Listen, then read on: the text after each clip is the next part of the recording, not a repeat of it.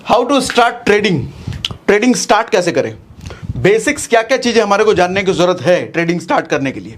Option trading की हम बात कर रहे हैं। देखो, हमने जो ऑप्शन ट्रेडिंग की पूरी सीरीज शुरू करी है ना, मेरा मेजर मोटिव ये है इसके पीछे कि ऑप्शन ट्रेडिंग को मैं इतना देसी भाषा में समझा पाऊँ आपको, अपना भारतीय हिंदी लैंग्वेज में इतना आसान तरीके से समझा पाऊँ कि गांव में बैठा इंसान जो ज़्यादा पढ़ा लिखा नहीं है वो भी ऑप्शन ट्रेडिंग को अच्छे से समझ पाए। देखो, फाइनेंस जो इंडस्ट्री है ना, ये जो वर्ल्ड है फाइनेंस का, इसकी सबसे बड़ी दिक्कत ये है कि इसको समझाया गया है इतना कॉम्प्लिकेटेड शब्दों का इस्तेमाल करके कि आम आदमी इसको समझ ही नहीं पाता। वो इसको कहता है इतना कौन समझे, छोड़ो यार अपन नौकरी चाकरी ठीक है। वो समझ पाता नहीं, इसलिए इंटरेस्ट लेता नहीं उसमें, है ना। अब फाइनेंस का कोई भी आप देख लो, स्टॉक मार्केट देख लो, पर्सनल फाइनेंस देख लो, या कुछ भी आप देख लो जो कि फाइनेंस वर्ल्ड के अंदर आता है, चाहे ट्रेडिंग देख लो, ये शब्दों का इतना खेल है, इतने भारी भरकम शब्द हैं। उन शब्दों का मतलब अगर आप गूगल में सर्च करने जाओगे तो गूगल आपको ऐसे से मीनिंग निकाल के देगा, आपको वो मीनिंग तक समझ नहीं आएगा। हिंदी सर्च करोगे तो हिंदी में भी ऐसा समझ में आएगा, कुछ पल्ले ही नहीं पड़ने का, मोटा मोटी समझने का, मोटा मोटी कहने का मतलब मेरा ये है। ठीक है, तो मेरा मोटिव क्या है, हमारा एजेंडा क्या है इस पूरी सीरीज को शुरू करने का, कि हम देसी भाषा में, भैया अपना जो देसी भाषा है उसमें पूरी डिलीवरी मैं आपको दे सकूं, पूरी ट्रेडिंग की जितना मैं जानता हूं। ठीक है, अच्छा, आज बहुत सारी टर्मिनोलॉजीज भी हम सीखेंगे, बेसिक टर्मिनोलॉजीज। जैसे पहले सेशन में मैंने टर्मिनोलॉजीज का कोई इस्तेमाल नहीं किया था। पहला जो हमने सेशन किया था उसमें हमने ये बात किया था कि स्टॉक ट्रेडिंग से कैसे ज़्यादा बेनिफिशियल हो सकता है ऑप्शन ट्रेडिंग, ऑप्शन ट्रेडिंग क्यों करते हैं लोग, वो हमने पहले सेशन पे बात करा था, जिसमें हमने कोई भी कॉम्प्लिकेटेड वर्ड का इस्तेमाल नहीं किया, कॉन्ट्रैक्ट्स, डेरिवेटिव, ये सब कुछ नहीं। लेकिन आज के सेशन में वो शब्दों का इस्तेमाल हम करेंगे। क्यों करेंगे सर? उन शब्दों का इस्तेमाल करके बेसिकली उनका देसी मीनिंग हम समझेंगे।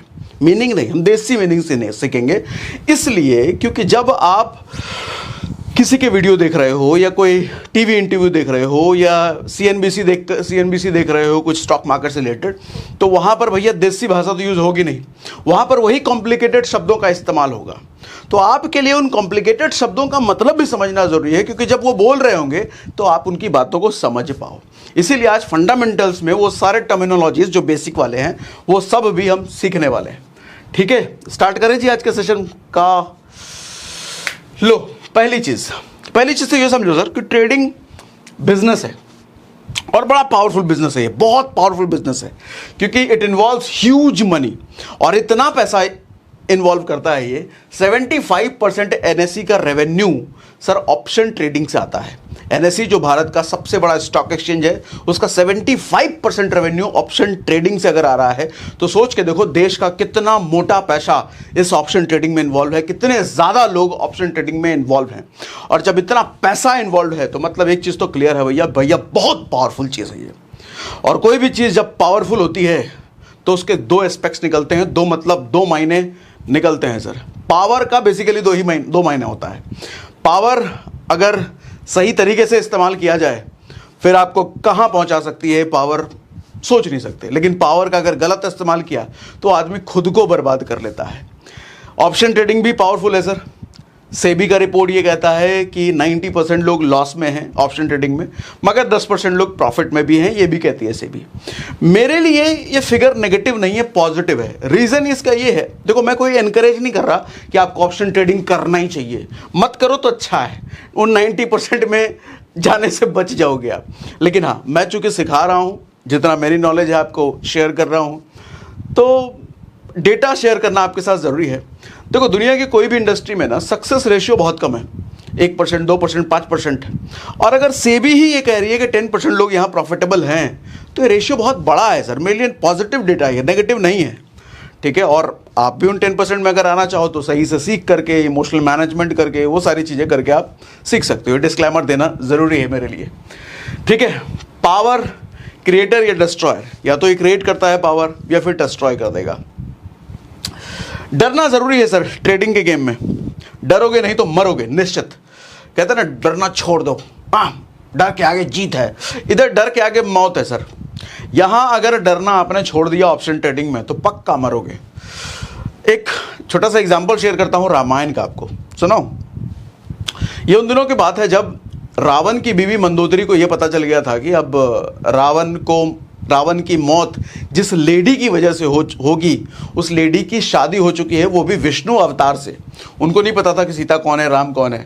उनको सिर्फ ये पता था, किसी से पता चल गया था कि भैया रावण की जो मौत होगी किसी लेडी की वजह से होगी, और उनकी शादी हो चुकी है विष्णु अवतार से। तो मंदोदरी बड़ा टेंशन में थी कि अब क्या किया जाए, भैया रावण को बचाया कैसे जाए। तो विभीषण बड़ा समझदार था लंका में, तो विभीषण से डिस्कस किया मंदोदरी ने कि क्या किया जाए इनको बचाने के लिए। तो विभीषण ने सलाह दिया कि समुद्र मंथन में जिस अमृत का इस्तेमाल भगवान शिव ने देवताओं को अमर करने के लिए किया था, वो अमृत अगर हमें कहीं से मिल जाए तो हम भैया रावण को अमर बना सकते हैं। तो मंदोदरी किसी तरीके से वो अमृत का जुगाड़ करके ले आती है। तो मंदोदरी कहती है विभीषण को, भैया अमृत तो मैं ले आई, अब जाके दे दूं अपने पति रावण को, पी करके वो अमर हो जाएंगे। विभीषण बोले ना ना ना, बिल्कुल नहीं। अगर आपने डायरेक्ट उनको अमृत दे दिया और उन्होंने पी लिया तो पापी तो पहले ही है, इतना पाप तो करता ही रहता है दिन रात, वो और ज़्यादा पापी बन जाएगा क्योंकि उसको पता चल जाएगा अब तो मैं अमर हूँ। तो इसीलिए डायरेक्ट नहीं देना। वो जब सोएंगे ना तो उनकी नाभि में हम अमृत को डाल देंगे, जिसकी वजह से उनके पूरे शरीर में अमृत चला जाएगा, लेकिन उनको पता भी नहीं चलेगा कि अमृत है उनकी बॉडी में। लेकिन हाँ, किसी ने अगर नाभि पर वार कर दिया तो वो जो सोर्स है अमृत का वो डिस्ट्रॉय हो जाएगा, फिर भैया रावण नहीं बचेंगे। भगवान राम ने, अगर आपको याद हो, भगवान राम ने जब मारा था तो उसके नाभि पर वार किया था। नाभि में ही वो सोर्स था अमृत का जो मंदोदरी ने दिया था। खैर, तो मैं समझाना आपको ये चाह रहा हूँ सर कि रावण को क्यों नहीं दिया गया वो अमृत डायरेक्टली। डर खत्म हो जाएगा उसका, मौत का डर। वो डर अगर निकल गया तो वो फिर भयंकर पाप करने लग जाएगा। सिमिलरली ऑप्शन ट्रेडिंग में भी अगर आपके मन से डर निकल गया ना तो फिर आप पाप करने लग जाओगे, पापी बन जाओगे। यहां पाप का मतलब है कि कुछ भी, कितना भी पैसा लगा दिया, अनकैलकुलेटेड रिस्क ले लिया, लगा दो, इस पे लगा दो, ये सब करने लग जाओगे तो फिर तो भैया पैसा तो बर्बाद होगा ही। इसीलिए इधर डर जरूरी है। डर खत्म। देखो, कहते हैं कॉन्फिडेंस होना अच्छी बात है, लेकिन मैं थोड़ा सा कॉन्फिडेंस को ना ऑप्शन ट्रेडिंग के मामले में ये थोड़ा सा नेगेटिव वर्ड है, क्योंकि कॉन्फिडेंस ही वो चीज़ है जिस आदमी में कॉन्फिडेंस बढ़ता चला जाता है ना ऑप्शन ट्रेडिंग में, वो रिस्क ज़्यादा लेने लग जाता है, और जहाँ रिस्क ज़्यादा होता है वहाँ पैसा फिर आदमी गंवाता है। तो मैं कहूँगा आपकी रिस्क टेकिंग कैपेबिलिटी थोड़ी कम ही हो तो अच्छा। हाँ, समय के साथ आपकी बढ़ेगी, बाद में कॉन्फिडेंस वगैरह वो सब तो अपने आप बढ़ेगा, लेकिन शुरुआत में आपका कॉन्फिडेंस कम ही रहना चाहिए, अच्छा है। डर ज़्यादा हो तो अच्छा है, आपका कैपिटल सेफ रहेगा, पैसा सेफ रहेगा। समझे मेरी बात? तो इतनी बात समझ में आ रही है। अब बढ़ते हैं आगे। अच्छा, ये जो स्लाइड्स मैं आपको दिखा रहा हूँ ना, ये सब मैं आपको शेयर कर दूंगा। कैसे शेयर करूंगा बताऊंगा। Trading versus investing, basic terminology जो हम सीख रहे हैं। तो इसमें बहुत सारे लोग पूछते हैं ट्रेडिंग क्या है, इन्वेस्टिंग क्या है। देखो, खेल सारा समय का है। समय, अगर आपने कुछ भी खरीदा, कोई स्टॉक खरीदा, शेयर खरीदा, ऑप्शन खरीदा, अगर ज़्यादा समय तक आप अपने पास रख रहे हो तो वो इन्वेस्टिंग हो गया। हालांकि ऑप्शन में इन्वेस्टिंग नहीं होता है, क्योंकि ऑप्शन को आप सालों तक होल्ड नहीं कर सकते, कुछ हफ्तों या कुछ महीनों तक, लेकिन स्टॉक को तो कर सकते हैं। तो इन्वेस्टिंग का मतलब स्टॉक ही आप समझो। ऑप्शन में इन्वेस्टिंग नहीं होती, ऑप्शन में तो ट्रेडिंग हुई। होता क्या है, short term trading, long term trading. Sir, कोई स्टॉक अगर आप 6 महीने से अंदर, 6 महीने से 1 साल, अगर मान लो 6 महीने से 1 साल के बीच तक होल्ड करके रखा हुआ है आपने, बेचा नहीं है, तो शॉर्ट टर्म इन्वेस्टिंग है। 1 साल से ऊपर हो गए, 2 साल, 3 साल, 4 साल तक आपने स्टॉक को होल्ड करके रखा हुआ है, तो वो लॉन्ग टर्म इन्वेस्टिंग है। सिर्फ स्टॉक नहीं, कोई भी फंड हो सकता है, म्यूचुअल फंड हो सकता है, कुछ भी हो सकता है। अब ट्रेडिंग बेसिकली 3 टाइप की होती है सर, मोटा मोटी। ट्रेडिंग में सबसे पहला टाइप है सर इंट्राडे, जो मैक्सिमम लोग करते हैं, मैक्सिमम लोग। इंट्राडे, इंट्राडे का मतलब क्या होता है, एक ही दिन के अंदर स्क्वायर ऑफ। अब स्क्वायर ऑफ एक नया वर्ड आ गया है ना। स्क्वायर ऑफ का मतलब क्या होता है, स्क्वायर का मतलब होता है ऐसा, चौड़ा, और ऑफ का मतलब खत्म। हालांकि फालतू बात कर रहा हूं मैं, ऐसे चौड़ाई से कोई मतलब नहीं है। स्क्वायर ऑफ का मतलब होता है डील खत्म करना, डील खत्म, अब कोई डील नहीं है भैया। होता क्या है, जब हम स्टॉक खरीदें या ऑप्शन खरीदें तो हम खरीदते हैं किसी से, कोई हमारे को बेचता है, तो 2 पार्टी इन्वॉल्व है ना, एक बेचने वाला, एक खरीदने वाला। एक ने पैसा दिया, दूसरे ने पैसा लिया, तो एक डील हुई दोनों के बीच। स्क्वायर ऑफ का मतलब होता है वो डील खत्म हो गई। हमने शेयर खरीदा था रिलायंस का, और अब इस रिलायंस का शेयर हमने बेच दिया, दे दिया किसी और को, तो वो डील खत्म हो गई। तो यानी कि वो ट्रेडिंग जो कि एक दिन के अंदर ही खत्म हो जाती है उसको कहते हैं इंट्राडे ट्रेडिंग। अब इंट्राडे ट्रेडिंग में लोग कंफ्यूज होते हैं, स्टॉक ट्रेडिंग में होता है इंट्राडे, क्या ऑप्शन में होता है इंट्राडे? सर इंट्राडे एक दिन के अंदर कोई ट्रेड हो रहा है, चाहे वो स्टॉक में हो चाहे वो ऑप्शन में हो, तो उसको इंट्राडे ट्रेडिंग कहते हैं। अच्छा, इंट्राडे ट्रेडिंग का एक पार्ट होता है स्कैल्पिंग। स्कैल्पिंग क्या होता है? सर एक दिन के अंदर ही कुछ मिनट, कुछ घंटे या कुछ सेकंड्स में अगर आप प्रॉफिट लेके निकल जाते हो, प्रॉफिट या लॉस लेकर के जो भी लेके निकलते हो, तो सर उसको स्कैल्पिंग कहते हैं। मतलब कुछ मिनटों या कुछ सेकंड्स में आउट, खरीदे बेचे, वो स्कैल्पिंग होता है। ठीक, अगला टाइप होता है sir swing trading. Swing trading क्या होता है? आज आपने खरीदा, लेकिन आपको लग रहा है नहीं यार बढ़ेगा, प्राइस तो बढ़ेगा, आज बार शाम तक छोड़ दिया, 3:30 बजे मार्केट क्लोज होता है, तो 3:30 तक छोड़ दिया। अगला दिन नहीं अभी बढ़ेगा, आज छोड़ दिया, कल छोड़ दिया, परसों छोड़ दिया, यानी कि 1, 2, 3 दिन तक आपको लग रहा है कि अभी मार्केट पॉजिटिव होगा, आपका प्रॉफिट आ सकता है या प्रॉफिट ज़्यादा हो सकता है, किसी भी इंटेंशन से आपने होल्ड करके रखा है 1-2 दिन तक, तो उसको स्विंग ट्रेडिंग कहते हैं। तीसरा ट्रेडिंग होता है सर पोजिशनल ट्रेडिंग।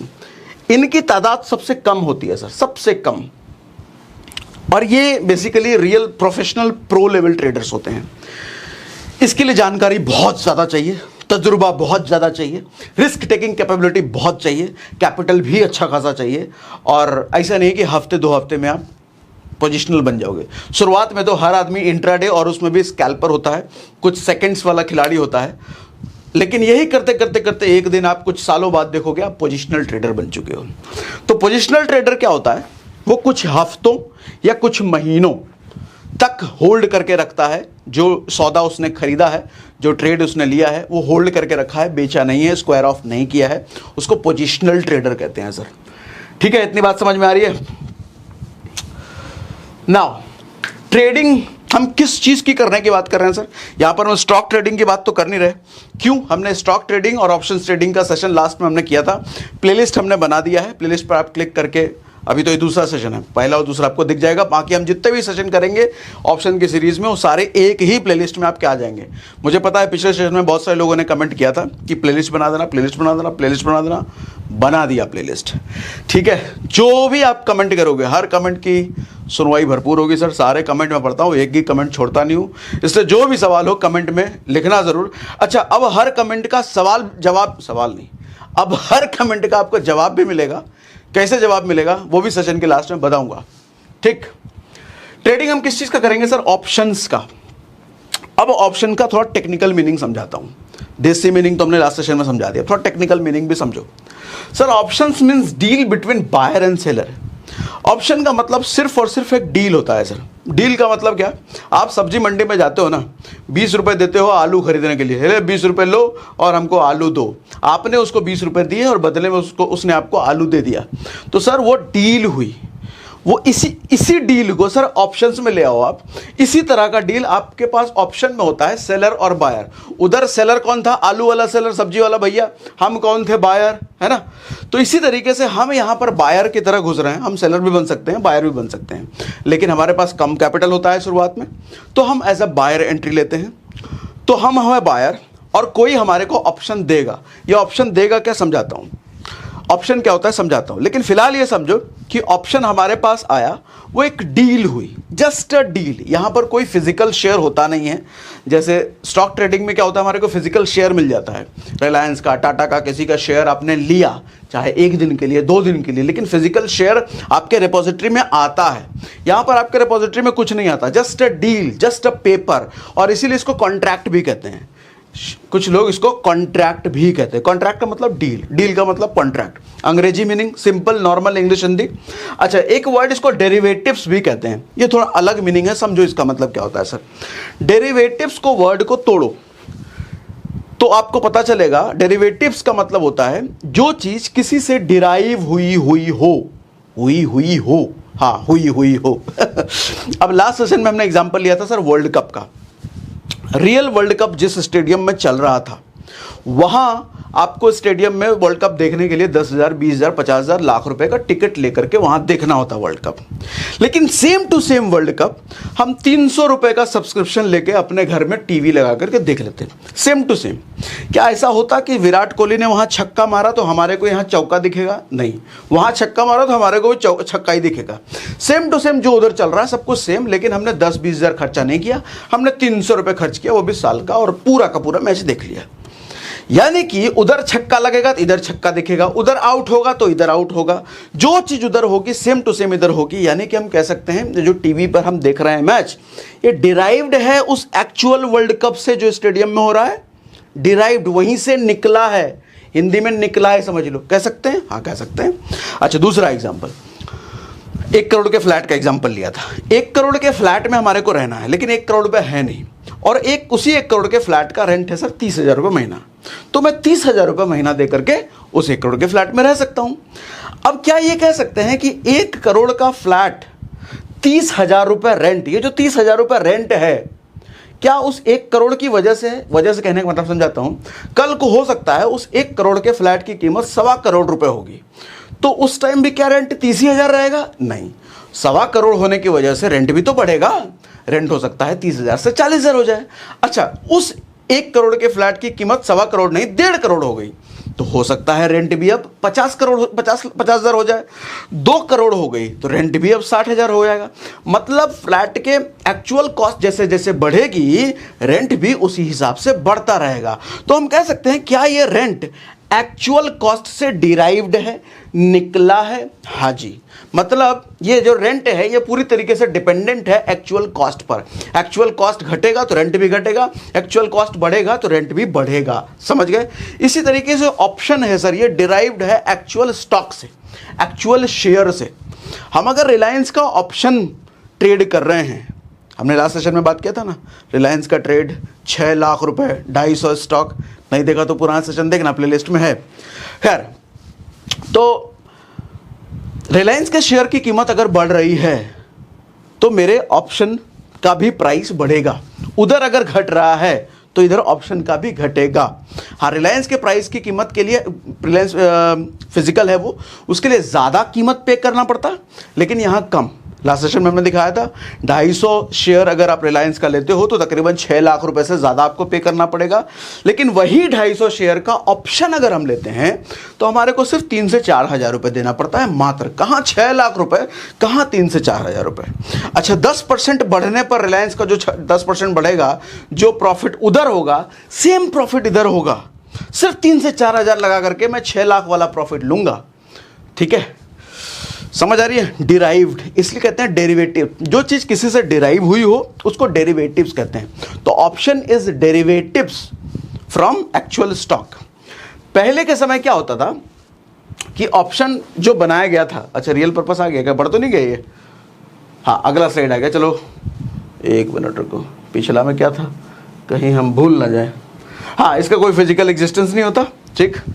अगले में सर रियल पर्पस समझो ऑप्शन का, ये बनाया क्यों गया था? ये हेजिंग, बहुत बार आपने वर्ड सुना होगा, हेजिंग के लिए बनाया गया, हेजिंग के लिए बनाया गया। हेजिंग का देसी मतलब समझाता हूं सर। हिंदी में गूगल पर सर्च करोगे तो आपको लिखा आएगा प्रतिरक्षा होता है, बचाव व्यवस्था होता है। क्या मतलब होता है सर प्रतिरक्षा और बचाव व्यवस्था का? सर मान लो आपने, अच्छा मान लो क्या, डायरेक्ट स्टॉक मार्केट का ही एग्जांपल लेते हैं। पहले क्या होता था सर, किसी ने मान लो रिलायंस का शेयर खरीद लिया 1 करोड़ रुपए का। अब 1 करोड़ रुपए का जो रिलायंस का शेयर खरीदा है, तो खरीदने के बाद उसको लग रहा है कि मार्केट गिर भी सकता है। अगर मार्केट गिरा, प्राइस गिरा, तो उसका बड़ा भारी भरकम लॉस होगा क्योंकि 1 करोड़ का शेयर उसने खरीद रखा है। अच्छा, वो बेच सकता नहीं है क्योंकि इतना बड़ा हो सकता है कि लिक्विडिटी ना हो, खरीदने वाले लोग अवेलेबल ना हो 1 करोड़ का शेयर, ठीक है। तो अब फंस गया, वो क्या करेगा भैया, मार्केट गिर भी सकता है, 1 करोड़ रुपया उसका लगा हुआ है। तो कॉन्सेप्ट आया था सर ऑप्शन। ऑप्शन का पर्पस क्या था कि मार्केट गिर सकता है, तो गिरेगा तो आपका तो लॉस हो जाएगा भैया, क्योंकि 1 करोड़ रुपये लगा हुआ है। स्टॉक ट्रेडिंग अगर कोई कर रहा है तो उसका फायदा कब होगा, जब 1 करोड़ का पैसा जो लगा हुआ है 2500 का रिलायंस का है, जो 2500 से 2600, 2700, 2800, जब रिलायंस की कीमत बढ़ेगी तो वो प्रॉफिट में जाएगा, लेकिन जब कीमत गिरेगी तो वो लॉस में जाएगा। ऑप्शन एक तरीका आ गया कि भैया जब गिरेगा ना, आपको डर लग रहा है कि गिरेगा तो आपका नुकसान होगा, तो आप एक काम करो, रिलायंस का ही FNO में ऑप्शन ट्रेडिंग में पुट खरीद लो। आप पुट कब खरीदते हैं? जब हमारे को लगता है कि मार्केट गिरेगा और गिरते हुए मार्केट में हम प्रॉफिट कमाना चाहते हैं तो हम पुट खरीद लेते हैं। ठीक, तो आपने उधर 1 करोड़ तो लगा ही रखा है, उतने पैसे का आप इधर, या उतना तो नहीं लगाने की जरूरत है क्योंकि उधर आपने स्टॉक डिलीवरी ली है, उसका छोटा मोटा अमाउंट कुछ लाख या कुछ हज़ार रुपए इधर पुट में लगा दो, और जैसे ही मार्केट इधर गिरेगा तो आपका लॉस नहीं होगा। वहां तो लॉस होगा डिलीवरी में, लेकिन ऑप्शन में प्रॉफिट हो जाएगा पुट की वजह से, तो उधर का लॉस इधर प्रॉफिट बन गया। तो हो सकता है कि उधर जितना लॉस आपने किया उतना ही इधर आपको प्रॉफिट हो जाए, तो बराबर बराबर हो गया ना, एवरेज हो गया। उधर आपने 1 करोड़ में हो सकता है कि 80 लाख का लॉस किया और इधर पुट की वजह से 80 लाख का प्रॉफिट हो गया, तो आपका बराबर हो गया। इसी बराबरी को कहते हैं सर हेजिंग। फाइनेंस के वर्ल्ड में इसी को कहते हैं हेजिंग। इसको एवरेजिंग भी आप समझ सकते हो नॉर्मल इंग्लिश में, फाइनेंस में इसको हेजिंग कहते हैं। ठीक, इतना बात समझ में आया? हेजिंग समझ में आया? आज समझ में आया हेजिंग? मुझे कमेंट बॉक्स में लिख के बताइए आज पहली बार अगर हेजिंग समझ में आया हो तो। ठीक है भैया, ये है हेजिंग। तो पहले हेजिंग किया करने के लिए ऑप्शन ट्रेडिंग बनाया गया था कि किसी ने स्टॉक, उसको लग रहा है, डर लग रहा है गिरेगा, तो ऑप्शन लेकर के अपना भैया हेजिंग कर लो, बच जाओगे, आप सेफ हो जाओगे। पहले के टाइम पे ऑप्शन इसीलिए लोग खरीदे थे, लेकिन अब क्या हो गया है, नेकेड ऑप्शन ट्रेडिंग होती है। नेकेड ऑप्शन ट्रेडिंग का मतलब कोई पीछे शेयर नहीं होता भैया। शेयर को बचाने के लिए, शेयर के लॉस, शेयर क्या मैं बोल रहा हूँ, शेयर में होने वाले लॉस से बचने के लिए ऑप्शन इस्तेमाल होता था, लेकिन आज शेयर से मतलब ही नहीं है, डायरेक्ट ही आदमी ऑप्शन खरीद रहा है। Put call direct, naked share इसको कहते हैं, बैक्ड बाय शेयर नहीं। डिलीवरी में आजकल जा ही नहीं रहा आदमी, डायरेक्ट स्टॉक ट्रेडिंग। ठीक, इतनी बात समझ में आ रही है? समझा पा रहा हूँ? मुझे कमेंट बॉक्स में लिख के बताइए समझा पा रहा हूँ। मज़ा आ रहा है एकदम देसी में समझा पा रहा हूँ, ईजी लैंग्वेज में तो लिख के बताइए मुझे, ईजी लैंग्वेज समझा पा रहा हूँ, बताओ भैया। ठीक है, अब आगे बढ़ते हैं। हाँ, ये ध्यान से समझो सर, ये वाली स्लाइड और अगली वाली स्लाइड ध्यान समझना, आगे बहुत काम आएगा आपके। बहुत बेसिक सी चीज़ है, लेकिन लोगों को क्लैरिटी नहीं होती है इस पर। Who are seller and buyer? कई बार हम कहते हैं कि ऑप्शन हमने खरीदा, ठीक है हम ऑप्शन बायर हैं, लेकिन हम ऑप्शन बेचेंगे भी तो 1 मिनट बाद, 2 मिनट बाद, 1 घंटे बाद, 2 घंटे बाद बेचेंगे भी तो हम सेलर ही हो गए, तो हम ही बायर, हम ही सेलर हो गए। नहीं, ऐसा नहीं होता। समझाता हूँ। सेलर कोई दूसरी प्रजाति है और बायर हम और आप प्रजाति हैं। समझाता हूँ कैसे। देखो सर, पहले तो ये चीज़ समझो, दोनों ही बिजनेसमैन है, सेलर भी बिजनेसमैन है, बायर भी बिजनेस है। बस फर्क इतना है कि ये जो सेलर है ये होलसेलर टाइप का आप इसको बिजनेसमैन समझ सकते हो, मतलब बड़ी पूंजी लगा के बैठा है, ज़्यादा माल खरीद के बैठा है, सेलर वो होता है ना। अच्छा, बायर कौन होता है? ये रिटेल बिजनेस ओनर आप इसको समझ सकते हो, मतलब छोटा पूंजी लगा के बैठा है। इट्स जस्ट लाइक, मैं अगर एक सैमसंग मोबाइल का एग्जांपल लूं, तो सैमसंग मोबाइल का कोई होलसेलर तो होगा, उसने 1 लाख पीस खरीद रखा है सैमसंग मोबाइल का। कोई रिटेलर होगा जो दुकान खोल के रखा है, उसने 10 पीस सैमसंग मोबाइल रखा हुआ है। कहाँ 1 लाख पीस, कहाँ 10 पीस, फर्क बहुत ज़्यादा है। इतना समझ में आ रहा है? लेकिन ये जो रिटेलर है, ये प्रॉफिट, होलसेलर, रिटेलर, ये दोनों ही आपस में डिपेंडेंट है सर। रिटेलर कमाएगा तो होलसेलर कमाएगा, ये बात समझ में आता है? कैसे? क्योंकि रिटेलर का माल बिकेगा तभी तो वो होलसेलर से और लेगा। अच्छा, होलसेलर किसको बेचेगा? रिटेलर को। तो रिटेलर अगर लॉस में है तो होलसेलर भी लॉस में जाएगा, होलसेलर अगर प्रॉफिट में है तो वाइस वर्सा, समझ सकते हो आप। ये exactly same to same option में नहीं होगा। यहां पर क्या होता है सर, ये जो रिटेलर, यहां पे क्या होता है, सेलर और ये जो सेलर है और ये जो बायर है सर, इसकी जेब से पैसा निकलेगा तो ये प्रॉफिट कमाएगा, इसकी जेब से पैसा निकला तो ये प्रॉफिट कमाएगा, इसकी जेब से पैसा निकला तो ये प्रॉफिट कमाएगा। ये समझो आप। यहां पर इसीलिए इसको जीरो सम गेम कहते हैं। जीरो सम गेम कहने का मतलब यहां पर कुछ नई चीज, कुछ ऐड नहीं हो रही है। एक लॉस करेगा तो दूसरा प्रॉफिट, दूसरा लॉस करेगा तो पहले का प्रॉफिट। ठीक है, यहां बड़ा इन्वेस्टमेंट होता है सेलर बनने के लिए और यहां पर छोटा इन्वेस्टमेंट होता है। अगली वाली स्लाइड ज्यादा इंपॉर्टेंट है, इसको ध्यान से समझिए। कहां गया? अच्छा सर, ये ध्यान से समझिएगा बिल्कुल। Behaviour of buyer and seller. अच्छा, ये जो बायर और सेलर है ये किस चीज़ का धंधा करेगा सर? ये कॉल और पुट का धंधा करेगा। कॉल एक खरीदेगा तो दूसरा बेचेगा, पुट एक खरीदेगा दूसरा बेचेगा। अच्छा, पुट और कॉल हम कब खरीदते हैं? हम अगर बायर हैं, यहाँ से समझो, यहाँ समझाता हूँ। यहाँ मैंने लिखा सर बायर और यहाँ सेलर, यहाँ कॉल और यहाँ पुट। सर ये बायर कॉल कब खरीदेगा? इस तब खरीदेगा जब इसको लगता है कि मार्केट बुलिश है, यानी कि अगर इसको लग रहा है मार्केट ऊपर की तरफ जाएगा, बायर को मार्केट ऊपर की तरफ जाएगा तो ये कॉल खरीदेगा। यस। अच्छा, सेलर कॉल कब बेचेगा? सेलर का मेन प्रोफेशन क्या है? बेचना। होलसेलर है ना भैया, इसका मेन प्रोफेशन बेचना है। ठीक है। बायर का मेन प्रोफेशन क्या है? खरीदना। खरीद करके क्या करेगा? ये भी बेचेगा, लेकिन ये जो बेचेगा इसको हम स्क्वायर ऑफ कहते हैं। इसने अपना डील को स्क्वायर ऑफ कर दिया, डील को क्लोज करके इसने प्रॉफिट कमाया, लेकिन ये बेच करके प्रॉफिट कमाता है। ये भी खरीदता, ये भी बेचता है, लेकिन इसका बेचना अलग है। इसका बेचना छोटे लेवल पे बेचना है, इसका बेचना बल्क लेवल पे। होलसेलर है ना, ठीक है। तो विल बाय जब इसको लगता है मार्केट बुलिश है, लेकिन ये सेलर कब बेचेगा कॉल? जब इसको लगता है मार्केट बियरिश है। यहां समझिएगा ध्यान से सर। छोटा व्यापारी कॉल कब खरीद रहा है? जब मार्केट लग रहा है ऊपर जाएगा। सेम टाइम पे ये बड़ा व्यापारी कॉल कब बेच रहा है? मार्केट नीचे जाएगा। यानी कि इन दोनों की सोच में फर्क है, सेलर और बायर की सोच में फर्क है। ये खरीद रहा है, इसको लग रहा है ऊपर जाएगा, लेकिन ये बेच रहा है, इसको पता है नीचे गिरेगा। मतलब इसका अनुमान है मार्केट गिरेगा। अरे कॉल बेचो, कॉल बेचो, कॉल बेचो, तभी तो हम प्रॉफिट कमाएंगे, तभी तो सेलर प्रॉफिट कमाएगा। कॉल बेचो, कॉल बेचो, कॉल बेचो। और ये खरीद लेता है उस टाइम पे, इसको लगता है अरे लगता है ऊपर जाएगा। सर यहाँ समझने वाली बात ये है, हालांकि ऑप्शन चेन एनालिसिस में समझाऊंगा डिटेल में मैं इसको, लेकिन मोटा मोटा ये बोल देता हूँ सर। जब कॉल बेचने वाले ज़्यादा अवेलेबल आपको दिखते हैं, ज़्यादा लोग अवेलेबल है मार्केट में, ओआई में, ओआई एनालिसिस करके दिखाऊंगा तो वहाँ दिखेगा। जब ज़्यादा लोग कॉल बेचने वाले हैं, नंबर्स ज़्यादा है वहाँ पर ओआई का कॉल के साइड, तो एक चीज़ समझ में आती है ना भैया, मार्केट गिरने की प्रोबेबिलिटी है, तभी तो ये लोग प्रॉफिट कमाएंगे।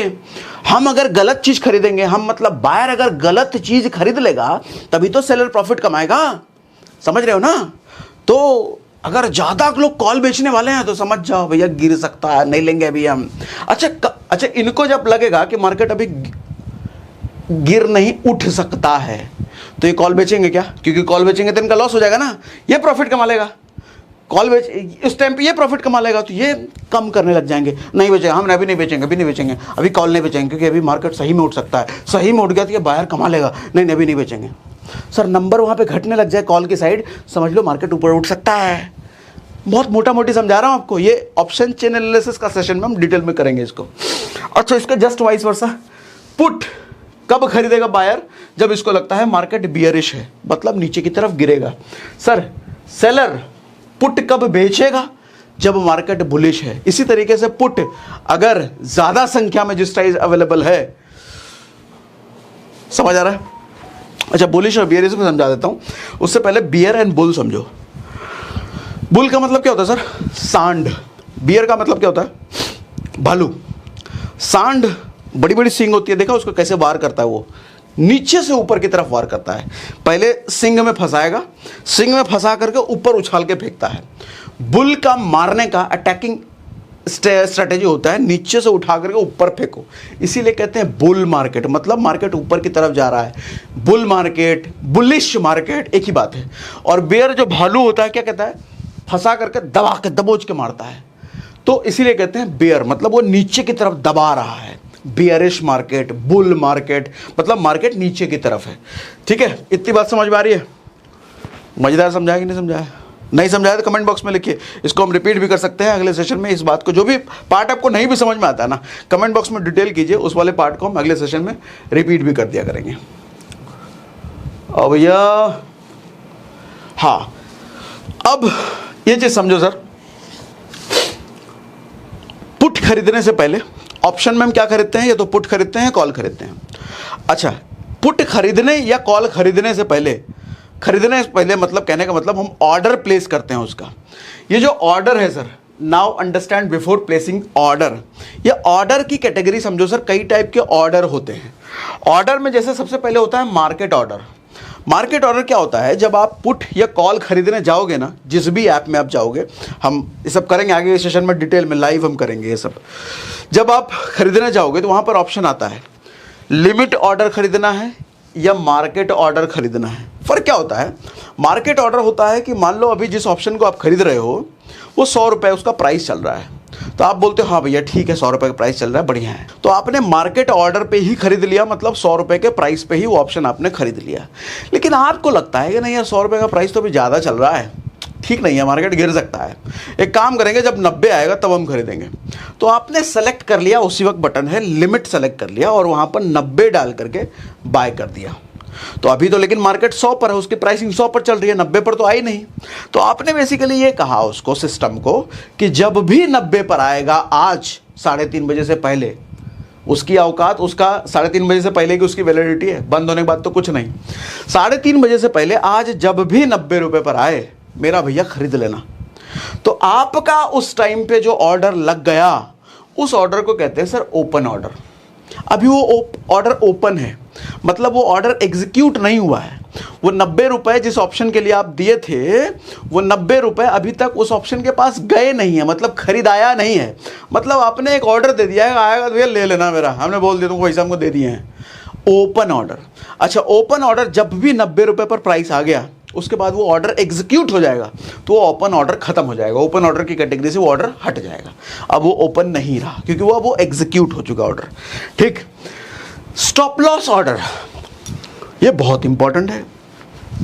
स्टॉप लॉस ऑर्डर ये तब ऑर्डर लगाया जाता है सर जब आपका ऑर्डर एग्जीक्यूट हो चुका है। तब एक ऑर्डर तो आपने लिमिट या मार्केट ऑर्डर के साथ जो भी आपका ऑर्डर एग्जीक्यूट हो गया, ओपन में नहीं है, जब एग्जीक्यूट हो गया आपका ऑर्डर, तो एग्जीक्यूट होने के बाद आपने मान लो 90 रुपये पर खरीदा और 90 रुपये पर खरीदा, मार्केट चल रहा है और आपको भैया 2 नंबर आ गया बैठे बैठे।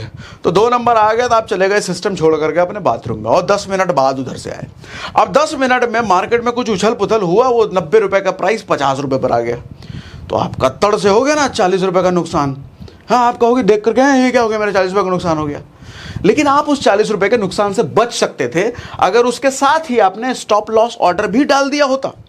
स्टॉप लॉस अंग्रेजी मीनिंग, हिंदी मीनिंग समझो। स्टॉप लॉस मतलब लॉस को रोको, लॉस को रोको। आप उसी टाइम ये कह देते सिस्टम को, वहाँ पे ऑप्शन है कि भैया 90 रुपये पर तो हमने खरीद लिया, लेकिन अगर 80 रुपये पर प्राइस इसका आ जाता है ना 90 से गिर करके, तो इसको बेच देना, क्योंकि ठीक है 10 रुपये का लॉस, लेकिन उससे ज़्यादा लॉस हमको बर्दाश्त नहीं है भैया, 80 रुपये पर आते ही बेच देना। अब होगा क्या, आप बाथरूम चले तो गए, लेकिन उसी बीच में जैसे ही 80 पर आया होगा ना, उसी टाइम आपका सौदा स्क्वायर ऑफ हो गया होगा, आपकी डील स्क्वायर ऑफ हो गई होगी, आपका चीज़ बिक गया होगा, तो आप 10 रुपये के लॉस लेकर के बाहर निकल गए। तो आपका जो 40 रुपये का लॉस होने वाला था वो बच गया, 10 रुपये के लॉस पे ही काम हो गया।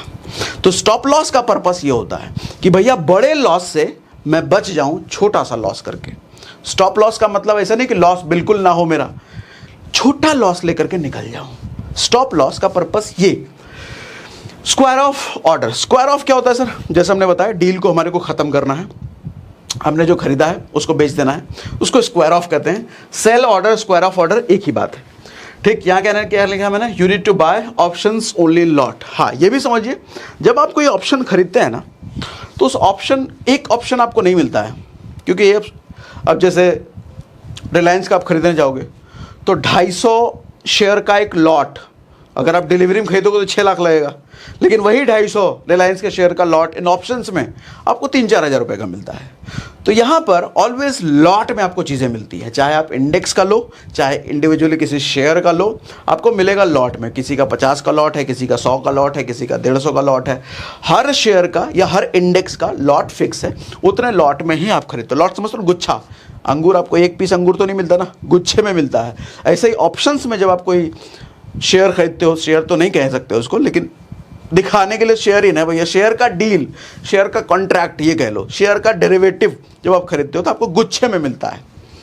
ठीक है भैया? हाँ भैया, आगे बढ़ो, बहुत समझा दिया भैया। हाँ, अब समझो सर बड़े इंपॉर्टेंट पॉइंट, ऑप्शन एक्सपायरी। होता क्या है, जैसे आप मोबाइल रिचार्ज कराते हो ना, तो मोबाइल का रिचार्ज एक एक्सपायरी के साथ आता है, 28 दिन की वैलिडिटी, 36 दिन की वैलिडिटी, उसके बाद ख़त्म हो, चाहे आपका बैलेंस हो ना हो, ख़त्म हो गया। उसी तरीके से हर ऑप्शन एक वैलिडिटी के साथ आता है सर। जैसे ऑप्शंस में वीकली एक्सपायरी होती है। आप बैंक निफ्टी की बात करो तो अब बैंक निफ्टी बुधवार को एक्सपायरी होती है। अब आप कोई भी ऑप्शन खरीद रहे हो, उसकी एक वैलिडिटी है सर, 7 दिन की, 14 दिन की, महीने भर की, उसकी एक वैलिडिटी है। उस वैलिडिटी में आपको लॉस हो प्रॉफिट हो, आपको स्क्वायर ऑफ अपना डील खत्म करना पड़ेगा, बेचना पड़ेगा आपने जो चीज़ खरीदी है। नहीं बेचोगे तो अपने आप ही बिक जाएगा वो, उसकी वैलिडिटी ही उतनी है। तो ऑलवेज एक्सपायरी, इस वर्ड को बोलते हैं सर एक्सपायरी। आपने 7 दिन तक का खरीदा, मान लो आज बृहस्पतिवार है और बृहस्पतिवार को आपने मंडे तक वाला सौदा खरीदा, तो नहीं सॉरी मंडे नहीं, अगले वेडनेसडे तक वाला आपने सौदा खरीदा, ऑप्शन खरीदा, सौदा मतलब ऑप्शन खरीदा, तो अगले बुधवार तक आपको बेचना ही बेचना है, चाहे प्रॉफिट में हो या लॉस में हो। तो अगला बुधवार हो जाएगा आपके ऑप्शन के लिए एक्सपायरी। सर एक्सपायरी का एक अलग ही रेलेवेंस है, अलग ही फायदा है, अलग ही क्रेज होता है ऑप्शन ट्रेडिंग में। क्रेज क्यों होता है सर? एक्सपायरी ही एक ऐसा दिन होता है जहां पर आप मैक्सिमम प्रॉफिट कमा सकते हो, बट वहां पर रिस्क लोएस्ट, लॉस लोएस्ट होता है। क्योंकि आप देखते हो जब सब्जी मंडी सुबह सुबह खुलता है ना, तो एकदम ताज़ा ताज़ा सब्जी मिलता है। 20 रुपये का आलू, वो 18 रुपये नहीं करेगा सुबह सुबह, 20 रुपये का है, लेना है तो लो, नहीं तो लो। लेकिन शाम के 6 बजे आप देखोगे, कहेगा भैया 12 रुपये का ले लो ना, 13 रुपये के ले, 15 रुपये के ले लो, क्योंकि उसको समेट सुमेट के अगले दिन जाना है, वो सड़ जाएगा माल, उसका रात भर में ख़राब हो जाएगा उसका सब्जी वब्जी, इसलिए सस्ते में सोच रहा है बेच करके हम निकल जाएं। सर एक्सपायरी में वही होता है। जितने सेलर्स हैं, अच्छा एक्सपायरी सिर्फ आपके पास आपके लिए थोड़ी है, सेलर के लिए भी एक्सपायरी है। तो सेलर को भी लग रहा है भैया मेरा माल ख़राब हो रहा है, अब आज आखिरी दिन है, बेच दो सस्ते में। तो जिसका प्रीमियम 100 रुपये होता है ना सर, 100 रुपये का प्रीमियम क्या होता है, वो जब पैसा देते हो ना ऑप्शन खरीदने के लिए, उसको प्रीमियम बोलते हैं यहाँ, है। तो जिसका प्रीमियम 100 रुपये होता है ना, जिस ऑप्शन का प्राइस 100 रुपये होता है ना सर, वो आपको 3 रुपये, 4 रुपये, 5 रुपये, 10 रुपये में मिलता है, इतना सस्ता। तो आदमी इतना सस्ता लगा करके, अच्छा होता क्या है एक्सपायरी के दिन, आप 5 रुपये लगा करके 10 रुपये कमा सकते हो, 20 रुपये कमा सकते हो, एक्सपायरी में ये फायदा होता है। अच्छा ऑप्शन की अच्छी चीज़ क्या है, 5 रुपये लगाया है तो लॉस कितने का हो सकता है सर? 5 ही रुपये का हो सकता है, लेकिन फ़ायदा कितने का हो सकता है? तो अनलिमिटेड फ़ायदा तो कितने भी हो सकता है। तो यहाँ पर चूंकि सौदा बहुत सस्ते में मिल रहा होता है, ऑप्शन बहुत सस्ते में मिल रहा होता है, तो तभी कहते हैं मैक्सिमम प्रॉफिट कमाने वाला दिन होता है वो, बट जो लॉस होगा वो लोएस्ट, क्योंकि बहुत सस्ते में चीज़ मिल रही होती है। नॉर्मल डे में जो चीज़ आपको 100 रुपये की मिल रही होती है, एक्सपायरी में वही चीज़ 5 रुपये, 10 रुपये की मिल रही होती है। इसलिए एक्सपायरी दिन का एक अलग ही क्रेज होता है ट्रेडर्स के बीच। चीपेस्ट डील अवेलेबल होती है सर एक्सपायरी के दिन, ठीक है। हाँ, अब सवाल ये आता है सर, बहुत सारे लोग कुछ सवाल पूछा था लास्ट सेशन में, मिनिमम कितने अमाउंट से ट्रेड शुरू करें? ध्यान समझिएगा सर, इंपॉर्टेंट है।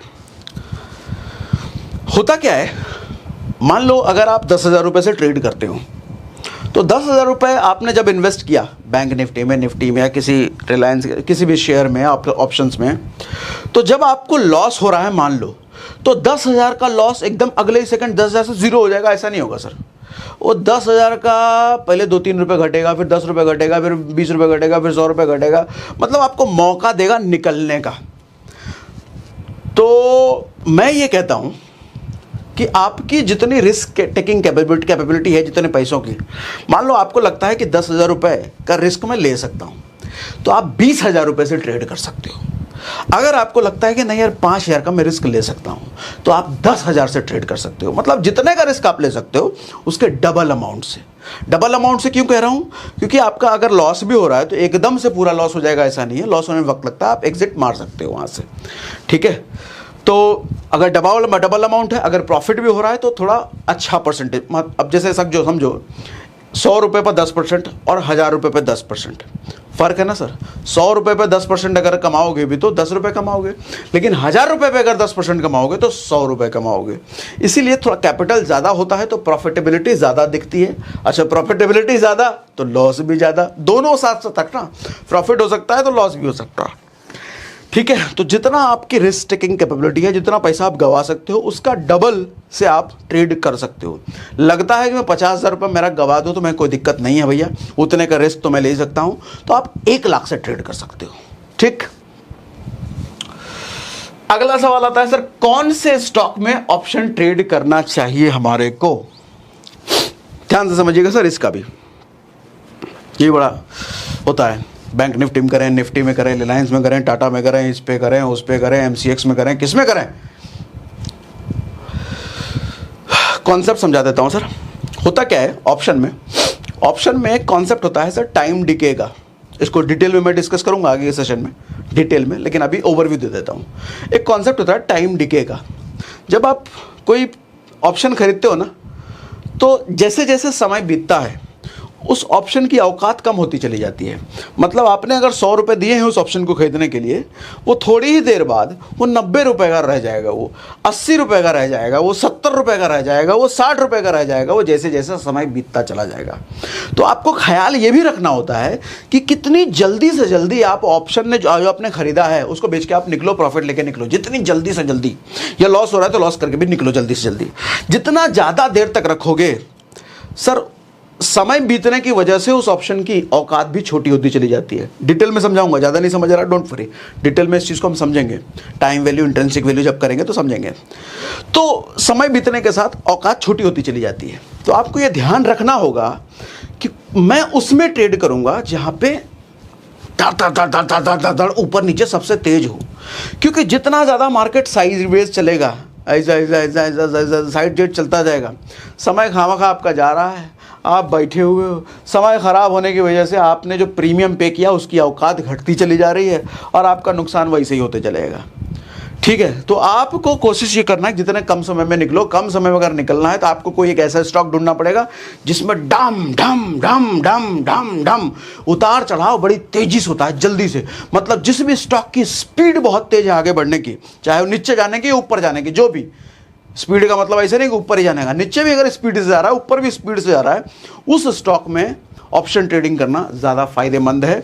और इसीलिए एक ऐसा स्टॉक तो नहीं कहूँगा, वो इंडेक्स है बैंक निफ्टी, जहाँ पर सबसे ज़्यादा उतार चढ़ाव देखने को मिलता है। तो ट्रेडर्स का फेवरेट होता है इसीलिए बैंक निफ्टी। आप हालांकि किसी भी स्टॉक में कर सकते हो जो FNO futures and options, futures पर हम बात करेंगे। फ्यूचर एंड ऑप्शन एक साथ इसको कहते हैं। जो भी रजिस्टर्ड है उसमें आप किसी भी स्टॉक में कर सकते हो। मैक्सिमम जितने बड़े बड़े स्टॉक हैं सब उसमें रजिस्टर्ड हैं।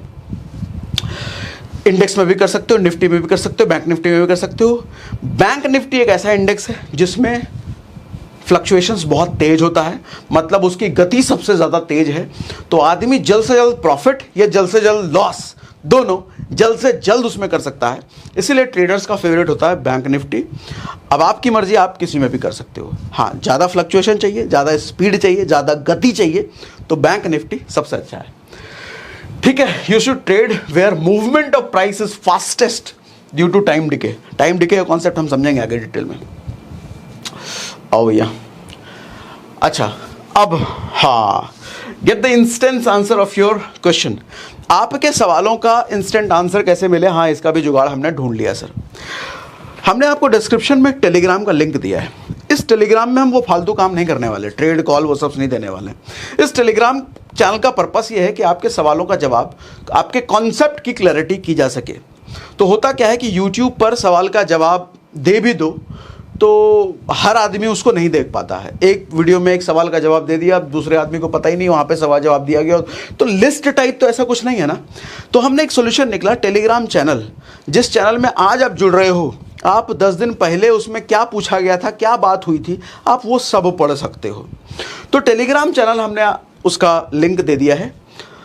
तो उसको आप ज्वाइन करने से आपको फ़ायदा क्या होगा? आप अपने सवाल को तो उसमें नहीं पूछ पाओगे, टेलीग्राम चैनल में आप पोस्ट नहीं कर पाओगे। सवाल आप लिखिए इस वीडियो के कमेंट में, इस वीडियो या इस पूरी सीरीज़ में जो चल रहा होगा उसके वीडियो के कमेंट में आप सवाल लिखिए। आपने उसी सवाल का स्क्रीनशॉट लेकर के उसका आंसर टेलीग्राम चैनल में आपको मिल जाया करेगा। इससे क्या होगा कि आपके बाद भी अगर कोई आदमी देख रहा है, जहाँ ज्वाइन किया है चैनल, तो वो स्क्रॉल डाउन करके ऊपर के सारे सवालों के जवाब वो देख सकता है। तो डुप्लीकेसी ऑफ सवाल कम होंगे उससे। पुराने दूसरे लोगों के द्वारा पूछे गए सवालों के जवाब भी वो पढ़ सकता है बहुत ईजिली। प्लस जो हम पीडीएफ यहाँ पे आपको दिखाया करेंगे, जो यूज़ करा करेंगे हम स्लाइड्स, ये स्लाइड भी हम उसमें टेलीग्राम चैनल में शेयर कर दिया करेंगे। तो नए पुराने सारे आपको एक ही जगह पर अवेलेबल होंगे। प्लस हमारा अपना टेलीग्राम चैनल के बारे में बात करना अब ज़रूरी इसलिए भी हो गया है कि भैया हमारा जो ओरिजिनल वाला टेलीग्राम चैनल है आज के टाइम पे लगभग 8000 फॉलोअर हैं उस पर, सिर्फ 8000। लेकिन नकली इतने बने हुए हैं, ट्रेड विद सागर सिन्हा और पता नहीं क्या क्या सर, लाख 1.5 लाख और कितना कितना मोटा मोटा फॉलोअर बेस लेके बैठे हैं और 2 नंबर काम किया जा रहा है उनमें हमारे नाम पर। ट्रेड कॉल दे रहे हैं भैया, सेबी के खिलाफ है ये सब चीज़ें करना। ट्रेड कॉल दे रहे हैं, नाम हमारा लिख दिया है सागर सिन्हा ट्रेडिंग, ट्रेड विद सागर सिन्हा और पता नहीं क्या क्या, ऑप्शन ट्रेडिंग सागर सिन्हा। और लोग समझ रहे हैं सागर सिन्हा ही है, उधर पैसा लगा रहे हैं, फंस रहे हैं, बर्बाद हो रहे हैं, लुट रहे हैं। हम देख भी रहे थे, हम क्या करें भैया। कुछ ग्रुप्स को तो हमने बंद भी करवाया, लेकिन एक ग्रुप बंद करवाओ, ये कीड़ों की तरह होते हैं, वायरस की तरह होते हैं, एक बंद करवाओ 10 पैदा हो जाते हैं। तो हमने समझा कि हम अगर अपने टेलीग्राम चैनल की बात करेंगे बार बार, तो लोगों को समझ में आएगा कि भैया ओरिजिनल ये टेलीग्राम चैनल है, वो नकली में नहीं जाना है। ठीक है, तो इसलिए भी टेलीग्राम चैनल का लिंक हमने अब डाल दिया है। फेक टेलीग्राम चैनल से बचें भैया, फालतू इधर उधर पैसा मत लगाएं। मैं कहीं भी किसी भी टेलीग्राम चैनल पे आपको किसी भी जगह पर पैसा इन्वेस्ट करने की सलाह कभी नहीं देता। ठीक है, तो आज के सेशन में इतना ही। बाकी कुछ सवाल निकल रहा है तो सारे कमेंट बॉक्स में ज़रूर लिखिए, टेलीग्राम चैनल पर उसका आंसर किया जाएगा। और पूरी सीरीज़ हम कर रहे हैं भैया, माफ़ी चाहूँगा ये वाला सेशन तो आने में 5 दिन हमारे को लग गए, लेकिन हर 2-3 दिन पे आपको अगला सेशन मिलता रहेगा। हर 2 से 3 दिन, उससे ज़्यादा डिले नहीं होगा। हर 2 से 3 दिन पे आपको अगला सेशन मिलता चला जाएगा। 20 से 25 टोटल वीडियोस हम करने वाले हैं इस ऑप्शन सीरीज़ में। देसी भाषा में समझाऊँगा, बिल्कुल बेसिक तरीके से, आसान करते हुए सब कुछ। मज़ा आया कि सेशन में मुझे कमेंट बॉक्स में लिख के बताइए, मज़ा आ गया। अरे लिख के बतावा हो।